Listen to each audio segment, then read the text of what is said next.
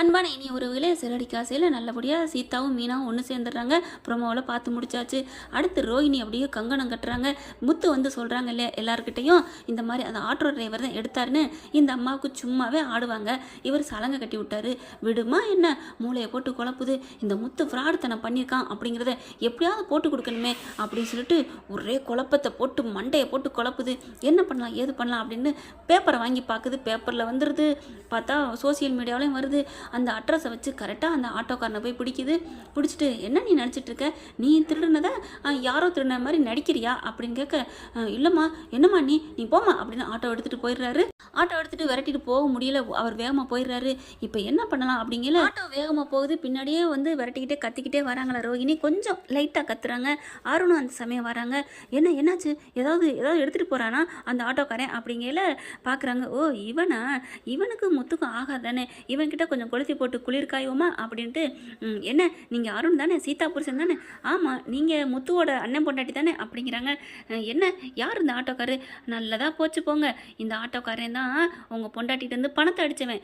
என்னது இவன் தான் பணத்தை அடித்தானா, அட ஆமாங்க எல்லாம் எனக்கு தெரியும் அப்படின்ட்டு முத்து வீட்டில் வந்து சொன்னதை எல்லாத்தையும் சொல்ல, அட பாவி இவனை காப்பாற்றிருக்கானா, அப்போ முத்துவும் பொய் சொல்லித்தான் கொண்டாந்து விட்டுட்டு போனானா, இப்போ என்ன பண்ணலாம், இப்போ போகிறேன் பாரு, இன்னைக்கு ஸ்டேஷன்லேருந்து போய் அவனை அரெஸ்ட் பண்ணுறேன் அப்படின்னு சொல்ல, என்னங்க நீங்கள் ஒரு போலீஸ்காரர் வந்துட்டு இப்படி மாதிரி இப்படி முட்டாள்தனமாக நடக்கலாமா அப்படிங்கல, ஹலோ அப்படிங்கல, சரி விடுங்க யோசனை வேணும், சாட்சி ஆதாரம் இல்லாமல் நீங்கள் பாட்டுக்கு போய் சொன்னால் மறுபடியும் உங்கள் வீட்டில் பொண்டாட்டி கோயிக்க மாட்டாங்களா, ஆமாம்ல சாரிங்க அப்படிங்கிறாங்க. அட போங்கங்க அப்படின்னு சொல்லிட்டு, இப்போ சாட்சிக்கு என்ன பண்ணுறது, அந்த ஆட்டோக்காரனை பிடிப்போம், அவங்ககிட்டே வாக்குமூலம் வாங்குவோம், அதுக்கப்புறம் போய் கம்ப்ளைண்ட் பண்ணுவான், இந்த மாதிரி பொய்யா உண்மையை மறைச்சதுக்கும் முத்துக்கும் கைது நடக்கும் அப்படிங்கிறாங்க. சூப்பருங்க அப்படின்னு சொல்லிட்டு அந்த ஆட்டோக்காரனை எப்படியோ மடக்கி ஒரு இடத்துக்கிட்ட பிடிச்சிடுறாங்க. பிடிச்சிட்டு என்னை விடுங்கன்னு கத்துறாங்க. டே ஏண்டா என் பொண்டாட்டி இருந்து நகையை வாங்கிட்டு போயிட்டு நீ நல்ல மாதிரி வெளியில் உலாவி திருவியா, நீ வந்து திருடன் தாண்டா, நீ குற்றவாளிடா, நீ ஜெயிலுக்குள்ள இருக்கணும் அப்படிங்கிறாங்க. அண்ணே என்னை ஒன்றும் பண்ணிடாதீங்க அப்படிங்கிற ரோஹிணி வந்து, இங்கே பார் நாங்கள் ஒன்றும் பண்ண மாட்டோம், நீ ஒத்துக்கணும் அப்படிங்கிறாங்க. நான் என்ன ஒத்துக்கணும், நான் ஒத்துக்கிட்டா மறுபடியும் நான் ஜெயிலுக்கு தானே போவேன், அது ஒத்துக்கலப்பா, முத்து தான் எல்லாத்தையும் எடுக்க சொன்னா அதனால தான் நான் எடுத்தேன், அதுக்கப்புறம் என்னையும் காப்பாற்றி விட்டுட்டாரு அப்படி நீ சொல்லணும் அப்படிங்கிறாங்க. ஏங்க அவர் என்னை வாழ வச்ச தெய்வம், அவரை போய் நான் எப்படி சொல்லுவேன் அப்படிங்கிறாங்க. இங்கே பார் நீ மட்டும் சொல்லலைன்னு வைவேன், அப்புறம் உன்னை கொண்டே உள்ளார போட்டுருவான், உண்மையை பூரா சொல்லிடுவான், என்ன சொல்கிற அப்படிங்கிறாங்க. சே பாவம் அப்படின்ட்டு, வேணாங்க நான் உண்மையை சொல்லிடுறேன், அதுதான் நல்லது, இல்லைன்னா நீ எல்லாத்துட்டும் இப்படி தான் கொள்ளையடிச்சேன்னு உள்ளார பிடிச்சி போட்டுருவேன் அப்படின்னு அருண் சொல்கிறான். அதுக்கப்புறம் போலீஸ் ஸ்டேஷனுக்கு இழுத்துட்டு போகிறாங்க. அங்கே போயிட்டு என்னையா அப்படின்னு கேட்குறாங்க. இவன் தான் அடிச்சிருக்கான் அப்படிங்கல. என்ன நீ தான் பணத்தை அடிச்சியா அப்படிங்கிறாங்க. அன்றைக்கி என்னமோ நல்ல மாதிரி பேசினேன், ஐயோ அது வந்து அப்படிங்கிறாங்க. உண்மையை சொல்லு, இவன் தான் கொள்ளையடிச்சிட்டு அந்த காப்பாற்றி கொண்டாந்து கொடுத்தானே, அந்த முத்து தான் இந்த மாதிரி நடிக்க வச்சுருக்கான், உடனே இவனையும் காப்பாற்றிட்டான், இது எல்லாத்துக்கும் காரணம் முத்து தான் பணத்தை அடிக்க சொல்லியிருக்கான், ஏன்னா என்னை பிடிக்காது, என் பொண்டாட்டிட்டு இருக்க பணத்தை பிடுங்கி என்னையும் என் பொண்டாட்டியை பிரிக்கணும், அதுதான் அவனோட நோக்கம் அப்படிங்கிறாங்க. ஏன்னா சொந்தக்காரனுக்குள்ள இப்படி ஆச்சுன்னு டவுட்டு கேட்பாங்க இல்லையா, அதனால தெளிவாக பரிந்துரை சொல்கிறான் அருண். அடுத்து பார்த்தா அப்போ அந்த முத்துவையும் கூப்பிடுங்க அப்படிங்கிறாங்க. முத்துவும் வந்துடுறாங்க. அடுத்து எல்லாத்தையும் கேள்வி விசாரிக்கிறாங்க.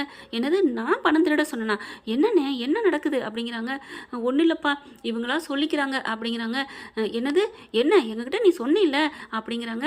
அப்புறம் அங்கே இருக்க இன்ஸ்பெக்டர் என்ன பண்ணுறாங்க, இரியா அவனை கேட்கங்காட்டில் நீ ஏன் பறக்கிற அப்படின்னு சொல்லிட்டு, அவன் இன்னும் சொல்லவே இல்லையே சொல்லியா அப்படின்னு கேட்குறாங்க. நீ தான் இந்த மாதிரி முத்து சொல்லி தான் நீ பணத்தை அடிச்சியா அப்படிங்கிறாங்க. ஆமாங்க இவர் தாங்க பணத்தை அடிக்க சொன்னார் அப்படிங்கிறாங்க. அப்பா உண்மையை ஒத்துக்கிட்டான், இன்னைக்கு சீதா கிட்ட நல்ல பேர் நான் எடுத்துருக்கேன். ஆனால் முத்து கறியை பூசிக்க போகிறான், மண்ணை கவ போகிறான் அப்படின்னு சந்தோஷத்தில் இருக்காங்க. முத்து இருந்துட்டு, அண்ணே என்ன நடக்குதுங்க, நான் எப்போ உங்களை திருட சொன்னேன் அப்படிங்கிறாங்க. இல்லைப்பா முத்து அது வந்து அப்படிங்கிறாங்க. யோ இங்கிட்ட திரும்பி சொல்லியா, என்ன நடந்துச்சுன்னு சொல்லியா அப்படிங்கிறாங்க. என்ன நடந்துச்சுன்னு சொல்கிறேங்க, நான் உண்மையை சொல்லிடுறேன், நான் இந்த மாதிரி ஆட்டோவில் போயிட்டு இருந்தேன், இந்த அம்மா முதல்ல வந்தாங்க, வந்துட்டு உண்மையை சொல்லுன்னு கேட்டாங்க. அடுத்து இவர் வந்துட்டு நீ உண்மையை சொன்னால் நான் உன்னை விட்டுறேன்னு சொன்னார். என்ன சொன்னார், அதாவது முத்து தான் பணத்தை திருட சொன்னார், அதனால தான் நான் திருடினேன் அப்படின்னு நீ சொல்லு, உன்னை விட்டுறேன்னு சொன்னாங்க.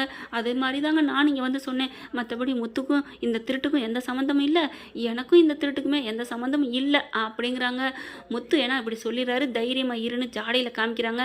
அதனால் அதை விட நன்றின்னு ஒன்று இருக்கு இல்லைங்க, நன்றி மறந்துட்டா இவெல்லாம் உருப்பட முடியாது இல்லையா, அதனால் உண்மையெல்லாம் சொல்லிடுறாங்க. அடுத்து பார்த்தா, என்னையா அருண் நீ என்னையா வேலை பண்ணிகிட்ருக்க, சார் அது இல்லை சார், அது வந்து அடைச்சி போயா அப்படிங்கிறாங்க. உடனே நான் சஸ்பென்ஸ் பண்ணவா அப்படிங்கிறாங்க. உடனே முத்து இருந்துட்டு, சார் எதுவும் பண்ணாதீங்க சார், அது பாவம் சார், என் தங்கச்சி சீதா பொண்ணு ரொம்ப நல்ல பொண்ணு, இவன் சஸ்பெண்ட் ஆகிட்டா அந்த பொண்ணு தான் கஷ்டப்படும். இந்த ஒரு வாட்டி அவரை மன்னிச்சிருங்க அப்படிங்கிறாங்க. இந்த ஆளால் உன்னை நான் மன்னிக்கிறேன் போயா அப்படிங்கிறாங்க. வெளியில் வராங்க. எதுக்கு அருண் இந்த மானங்கட்ட பொழப்பு? இப்போ கூட என்னால் தான் நீ வெளியில் வந்திருக்க. ஏய் முத்து, உன்னை சும்மா விட மாட்டேன். ஏண்டா நீ திருந்தவே மாட்டியா அப்படிங்கிறாங்க. அதுக்கப்புறம் பார்க்குறாங்க ரோகிணியை. ஏன் பாரலம்மா, உனக்கே இந்த வேண்டாத வேலை? கரெக்டாக நான் வீட்டில் சொன்னதை வச்சுட்டு இங்கே கேட்சப் பண்ணி வந்திருக்கியோ அப்படிங்கிறாங்க. அதெல்லாம் இல்லை, நான் ஆட்டோவில் வந்துட்டு இருந்தேன், இவன் பேசிக்கிட்டே வந்தான், அப்போ இவன் தான் திருடினான்னு தெரிஞ்சிச்சு. அருண் அந்த சமயத்தில் இருந்தார், உண்மையை சொல்ல போனான், அவ்வளோதான், எனக்கு இதுக்கு என்ன சம்மந்தம் இருக்குது அப்படின்னு சொல்லிட்டு போக, இருடி உனக்கு இருக்குது கச்சேரி அப்படின்னு சொல்லிட்டு முத்து மனசுல நினைக்கிறாங்க. இவ இந்தளவுக்கு கேவலமானவளாக இருக்காளே, இவளோட பேக்ரவுண்டை விசாரிக்கணும் அப்படின்னு முடிவு பண்ணுறாங்க. ஓகே ஃப்ரெண்ட், பார்க்கலாம், இப்படி தான் போகலாம். இந்த பற்றி உங்களுக்கு பிடிச்சிருந்துச்சுன்னா உங்கள் பொண்ணான கையில் லைக்கை போட்டு சப்ஸ்கிரைப் பண்ணிடுங்க. Thank you friends.